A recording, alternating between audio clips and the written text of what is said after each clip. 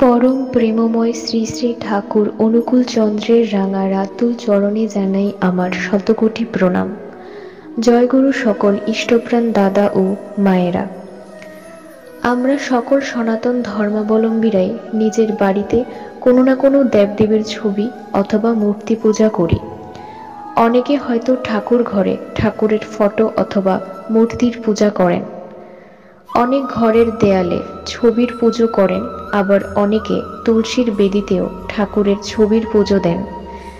এই ঠাকুরের ছবি অথবা মূর্তি আমাদের এই অনুভব করায় যে ঈশ্বর সর্বদা আমাদের সঙ্গেই রয়েছেন, তিনিও আমাদের পরিবারের একজন। কিন্তু আসলেই কি আমরা যেভাবে পুজো করছি সেটাকে সঠিক নিয়মে আদৌ করছি? যে কোনো মূর্তি কি যে কোনোভাবেই পূজ্য সনাতন ধর্মে, নাকি এর কিছু বিধিনিষেধও রয়েছে? আজকের এই ভিডিওতে এই বিষয়েই আমি আপনাদের সঠিক নিয়ম বলে দেব। এই সম্পূর্ণ ভিডিওটি দেখবেন। সনাতন ধর্মের মতে যে কোনো মূর্তি বা ঠাকুরের ছবি যে কোনো জায়গায় প্রতিস্থাপন করা যায় না এবং যে কোনো অবস্থাতেই পূজাও করা যায় না। আসুন এই বিষয়গুলো একে একে জেনে নেই।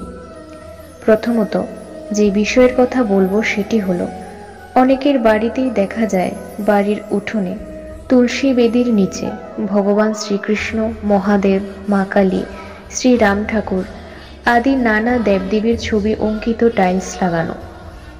বেশ কয়েকজনকে জিজ্ঞেস করেছি, তুলসী বেদির নিচে এইভাবে ঠাকুরের প্রতিকৃতি কেন লাগিয়েছেন, তাতে কি লাভ হয়? অধিকাংশই উত্তর দিলেন, জানি না। অনেকেই এরকম করে, তাই আমিও বসিয়েছি। বসালে কি হয় তা তো জানি না। কিন্তু কেউই সঠিক ব্যাখ্যা করতে পারলেন না এর কারণ। ব্যাপারটা তাই, সবাই করে তাই আমিও করি।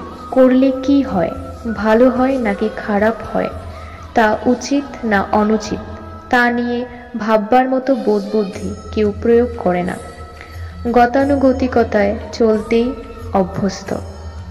ভগবান শ্রীকৃষ্ণ, শ্রী রামচন্দ্র, মহাদেব, মা কালী, রাম ঠাকুর আদি বিভিন্ন দেবদেবীকে আমরা যদি শুধুমাত্র একটি ফটো বা পাথরের মূর্তি ভাবি, তবে তুলসী বেদির নিচে বসালে কোনো অসুবিধা নেই। কিন্তু যদি ভাবি তিনি আমার জীবন স্বামী, আমার পরম প্রিয়, আমার ইষ্ট দেবতা, তবে অবনমন করতে পারতাম না। আমি আমার মা বাবাকে যেমন শ্রদ্ধা করি, ভালোবাসি, বউ বাচ্চার প্রতি যেমন আবেগ থাকে, তেমনটা যদি আমার ইষ্ট দেবতার প্রতি থাকতো, তবে এমন করতাম না।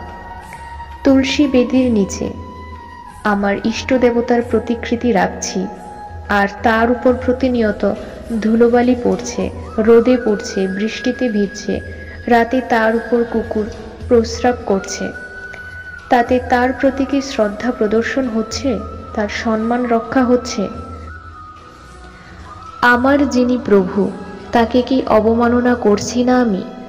গুরু বা ইষ্ট দেবতাকে রাখতে হয় বাড়ির সবচেয়ে সুন্দর ও সম্মানজনক স্থানে।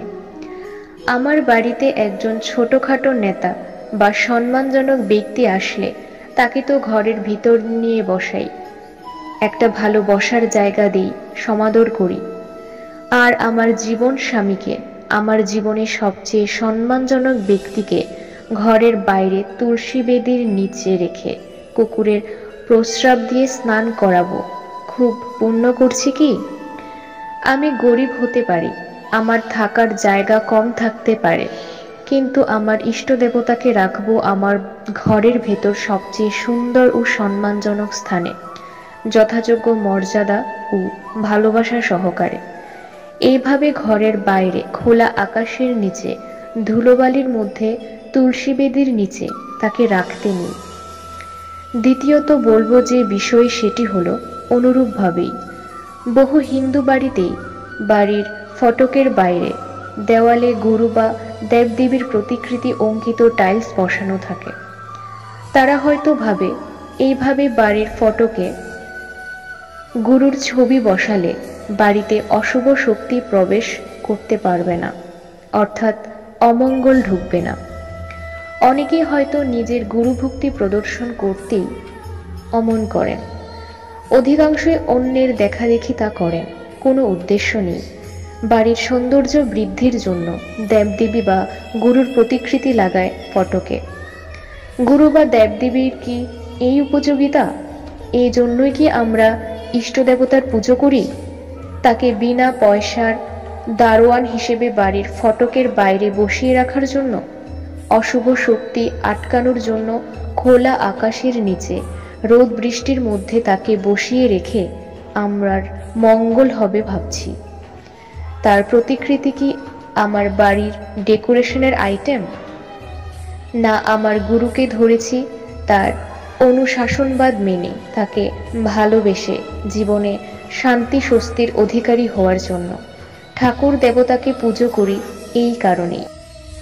তাকে শ্রদ্ধা করতে হয়, ভালোবাসতে হয়, বিশ্বাস রাখতে হয়, তার আদেশ পালন করতে হয়, তাকে হৃদয়ে প্রতিষ্ঠিত করতে হয়, তাকে বাড়ির সবচেয়ে সুন্দর ও সম্মানজনক স্থানে আসন দিতে হয়।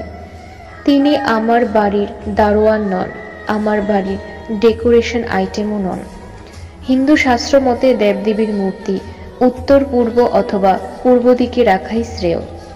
বিশেষ করে শিব, দুর্গা, বিষ্ণু, সরস্বতী বা কবির দেবতাদের ছবি উত্তর অথবা উত্তর পূর্ব দিকে রাখবেন।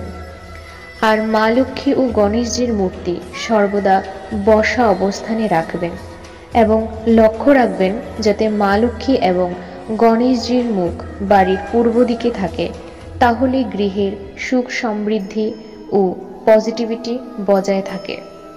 শ্রী শ্রী ঠাকুর অনুকূল চন্দ্র ওনার শ্রীহস্ত লিখিত সত্যানুসরণ পুস্তকে বলে গেছেন, অন্ধ হওয়া দুর্ভাগ্য বটে, কিন্তু যষ্টিচ্যুত হওয়া আরও দুর্ভাগ্য, কারণ যষ্টিই অনেকটা চোখের কাজ করে।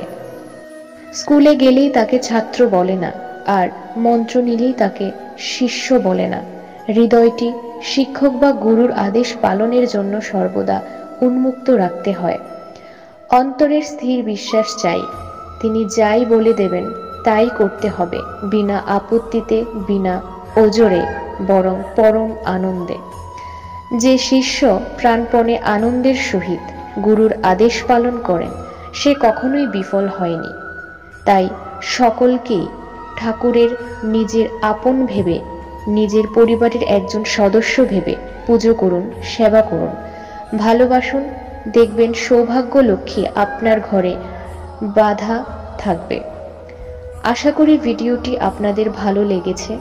আশা রাখছি সকলে আমাদের চ্যানেলটি সাবস্ক্রাইব করে পাশে থাকবেন। জয় গুরু।